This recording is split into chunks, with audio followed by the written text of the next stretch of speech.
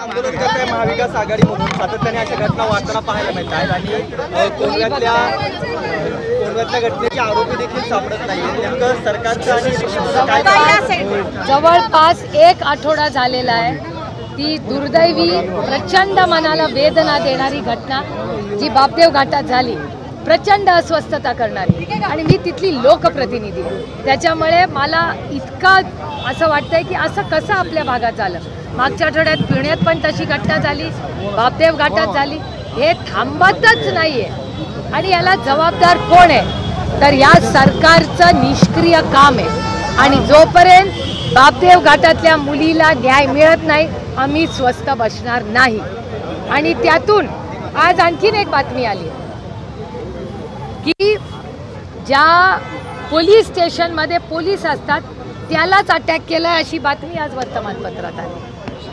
आणि योगायोग बघा, ज्या मिर्झापूर टीव्ही सिरियलमध्ये असतात त्याच्या पण मुन्नाच नाव आणि यांचं पण मुन्नाच नाव.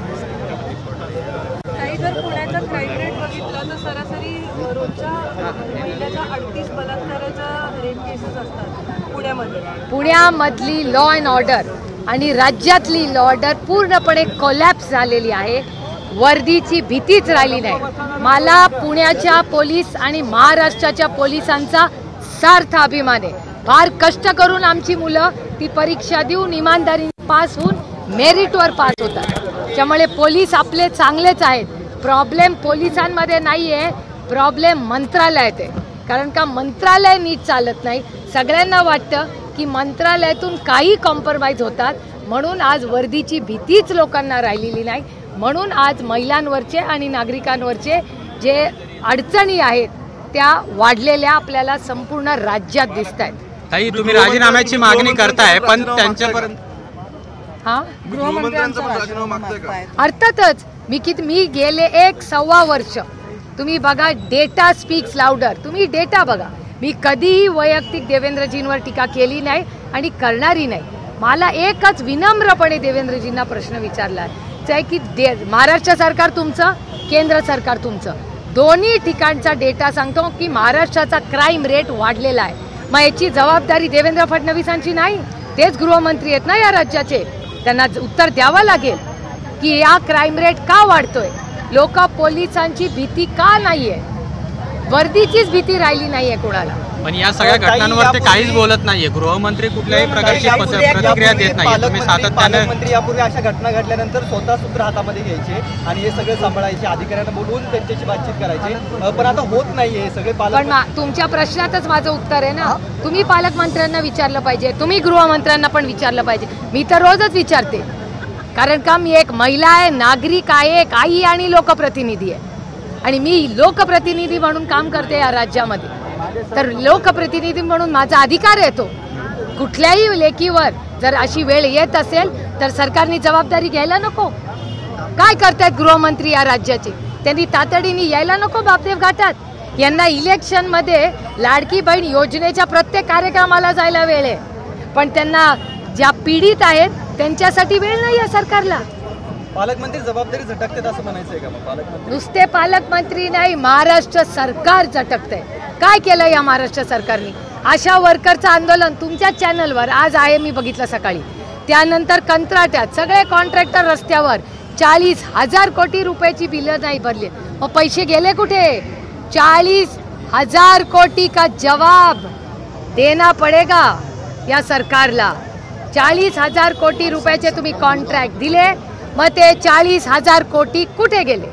ताई, काँग्रेस म्हणजे हरियाणा आणि जम्मू काश्मीरचे कल हाती आहेत. सुरुवातीला काँग्रेस आघाडीवर होती, पण आता कुठेतरी पुन्हा एकदा भाजप आहे ती पुढे यायला लागलेली आहे. तर तुमचं काय निरीक्षण असेल? काय निकाल? 4 वाजेपर्यंत आपण थांबूया.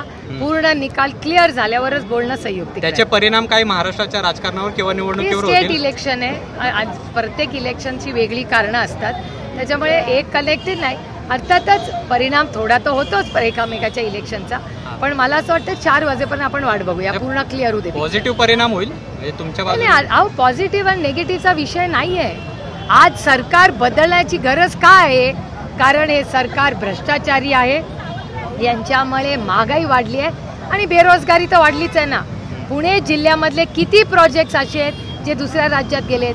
फॉक्सकॉनचा जी इन्व्हेस्टमेंट चाकणला येणार होती ती गेली की नाही दुसऱ्या राज्यात?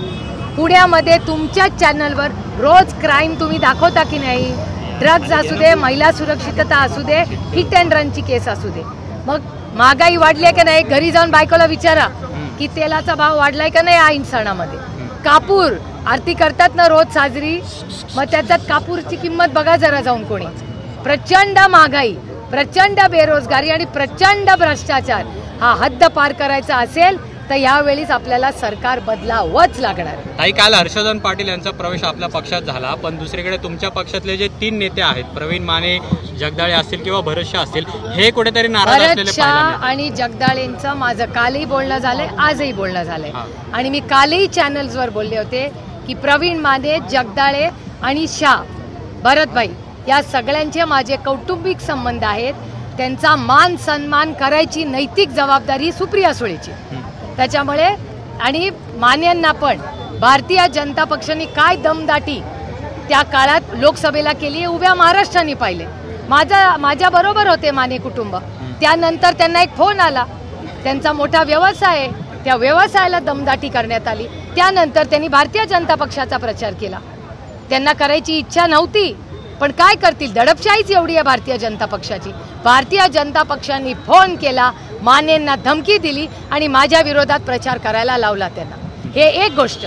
दुसरी, जगदाळे आणि भरत शाह. मी काल भरतभाईंच्या घरी 1 तास होते सकाळी. भाभी, मी, मुलं सगळे बोलले. आमचे कौटुंबिक संबंध आहेत आणि त्या सगळ्यांच्या ज्या काही प्रश्न आहेत ते सोडवण्याची जबाबदारी मी घेतलेली आहे. त्याच्यामुळे माझी तुमच्याही माध्यमातून आणि आज सकाळी माझं त्यांच्याशी बोलणं झालं.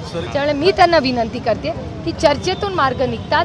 माझी सगळ्यांबरोबर चर्चा करायची तयारी आहे आणि मी काल त्यांच्या घरीही जाऊन आले आणि मी कालही आप्पासाहेबांची बोलले, आजही बोलले.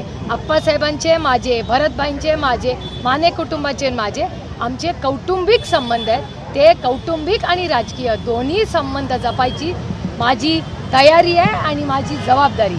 हर्षवर्धन पाटलांच्या सहकारी संस्थांच्या निवडणुका पुन्हा एकदा पुढे ढकलल्या गेल्या. अरे सरकार डरती आहे. काय गरज होती सहकारी करायची मला सांगा. आज सर्वसामान्य मायबाप जनता ना नगरसेवक जागेवर आहे, ना नगरपालिकेच्या इलेक्शन, ना महानगर, ना जिल्हा परिषद आणि आता सहकार. कारण का त्यांना अपयश दिसतंय त्यांचं, म्हणून ते रिस्क घ्यायला नको. सेनेटमध्ये बघितलं तुम्ही काय झालं. सेनेटमध्ये उद्धवजींच्या नेतृत्वाखाली आदित्य ठाकरेंनी 10 पैकी 10 सीट निवडून आणल्या. केवढा चांगला परफॉर्मन्स आहे. ह्याच्यातूनच त्यांना कळलं ना की काय परिस्थिती आहे. म्हणून आता ते इलेक्शन घ्यायला घाबरतायत सगळे. लोकसभेचा विषय तुम्ही आता काढला, पण इंटरेस्टिंगली 370 आर्टिकल काढल्यानंतर बीजेपीने याचं मोठ्या प्रमाणात ब्रँडिंग केलं होतं, पण त्याचा पॉलिटिकल गेन त्यांना आता होताना ते दिसत नाहीये. नॅशनल कॉन्फरन्सच्या आता जागा वाटतात असं प्रायमरीली आताचा अंदाज आहे. अहो, सगळ्या गोष्टी फक्त सत्ता काबीज करण्यासाठी नसतात. सत्ता हे एक साधन आहे ज्याच्यातून लोकांच्या आयुष्यात एक चांगला बदल घडवू शकतो आपण. हेच तर त्यांना कळत नाही. पक्ष फोडा, घरं फोडा. आणि मला एक गोष्ट सांगा, आईस, इन्कम टॅक्स, CBI आणि ED हे विरोधकांवर धाडी करायला, अटक करायला यांना लगेच जमतं. मग बापदेव घाटाचा बलात्कार ते लोक यांना पकडता येत नाही. म्हणजे ह्यांची राजकारणाची पोळी भाजायला मग आईस त्यांना वापरतात, लोकांना अटक करतात. कुठली केस नाही अशा लोकांना जेलमध्ये तुम्ही महिने टाकता, पण जे बलात्कारी आहेत त्यांनाही पकडू शकत नाहीत. बदलापूरला पण जेव्हा एवढा मोठा आंदोलन झालं तेव्हा अटक झाली. बदलापूरलाही की फार लवकर FIR झालेला नाही. आणि पुण्यामध्ये तुम्ही परिस्थितीच बघताय. निष्क्रिय काम चाललंय या सरकारचं. ताई, काल हर्षवर्धन पाटील बोलताना असं म्हणाले की तुमच्या निवडणुकीमध्ये लोकसभेला बारामतीमध्ये त्यांची मदत ही अदृश्य पद्धतीने तुम्हाला झालेली होती. त्याच्यावर आता बरीच टीका होती त्यांच्यावर सुद्धा. हे बघा, बारामतीची मायबाप जनता अदृश्य शक्ती हे प्रेमी असू शकतं आणि एक आशीर्वादी असू शकतो. त्याच्यामुळे कोणी काय केलं, ज्या पद्धतीने माझ्या इलेक्शनच्या वेळेस दमदाट्या गेल्या लोकांना नाही आवडत ते. अहो, ही लोकशाही आहे. भारतरत्न डॉक्टर बाबासाहेब आंबेडकरांनी दिलेल्या संविधानाने हा देश चालतो. अदृश्य शक्तीच्या मनमानीने चालत नाही.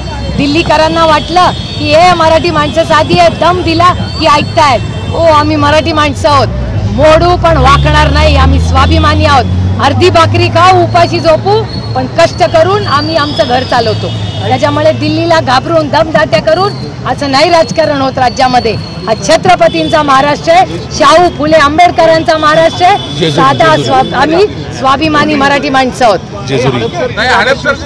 शिवसेनेला सोडल्याची घोषणा काल कोणी केली? आंदोलनांनी केलेली आहे. अशी चर्चा झाली महाविकास आघाडीमध्ये. तर सुषमाताई त्या मीटिंगमध्ये होत्या का मला माहिती नाही. तुम्ही मला विचारताय, मी सुषमाताईंना फोन करून विचारीन. कारण का माझ्या माहितीप्रमाणे सुषमाताई कालच्या त्या मीटिंगमध्ये नव्हत्या अशी माझी माहिती आहे. कदाचित माझी माहिती चुकीचीही असू शकते. नाही, पण जागा कोण लढणार ती हडपसरची जागा? एकदा जोपर्यंत फायनल लिस्ट येत नाही मी आउट ऑफ लाईन कधीही बोलत नाही. मी कधीही महाविकास आघाडीमध्ये कुठलाही गैरसमज होईल अशी कधीही भाष्य मी करत नाही. कारण का मी एक जबाबदार खासदार आहे. माझ्या वयाला आणि मला तुमच्या प्रेमाने दिलेल्या जबाबदारीला शोभत नाही. काल राज ठाकरे असं म्हणाले की महाराष्ट्राच्या राजकारणाची सरकत झालेली आहे. बुजुर्ग नेते सुद्धा यामध्ये सहभागी होतात. नाव न घेता थेट त्यांनी पवार साहेबांवर सुद्धा भाष्य केलेलं आहे. पवार साहेबांच्या बोलल्याशिवाय हेडलाईन होत नाही हो. इतना तो हक बनता है उसका. सगळ्यांचाच झाली राजकारणाची सरकस. मी सर्कस म्हणणार नाही. मी राजकारण खूप सिरियसली घेते. पण दुःख होतं हे सगळं बघून. पण एक गोष्ट मी तुम्हाला सांगते की राज ठाकरे माननीय गडकरी साहेब यांची एक गोष्ट जे ते महाराष्ट्राच्या आर्थिक परिस्थितीबद्दल बोलले ही पूर्णपणे खरी आहे. पवार साहेब Baramati. It's been 5 days, not even single accused has been arrested yet. You're protesting today. What's your stand over Bobdev Ghat rape case? No, it's very shameful and it's disgusting that there has been such a rape case and cases continue. It just doesn't seem to stop. What is this government doing? Most incompetent and insensitive government I've ever seen in my life. Looks like BJP is in backfoot in Haryana, even in Jammu Kashmir. What do you think? Will it I think reflect let's on wait for the Maharashtra? complete clarity to come by 4 o'clock. I will make an official statement at 4. नाही, बारामतीमध्ये पुन्हा एकदा पवार साहेब मैदानात उतरणार अशा चर्चा आहे. is becoming a disaster for BJP in JNK. Well, let's wait for all the results. We will discuss it after. Will it impact our Maharashtra Assembly election? Well, I'll be honest with you. Maharashtra is going through its own crisis. So much corruption, price rise, and women and citizen safety. And you are seeing unemployment at its peak in Maharashtra. Maharashtra has its own sets of challenges. That's why we have to change this government. We need to bring an honest government here. On one side, we can say Ladki Bahin Yojana is going. Government is promoting the Yojana. They are distributing money over it. But on the other side, we can see there are rape cases and molestation also has been increased. अरे इस राज्य में अब महिला आपके channel पे ही मैंने देखा है. हर महिला इस देश राज्य में महाराष्ट्र में कह रही है भैया आपके 1500 रुपए नहीं चाहिए, हम 2000 रुपये आपको देते, हमारी बच्चियों की सुरक्षितता पे ध्यान दीजिए.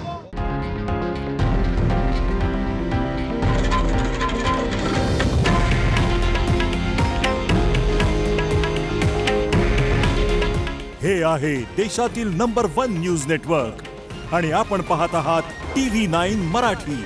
काळजी तुमची, हित महाराष्ट्राचं.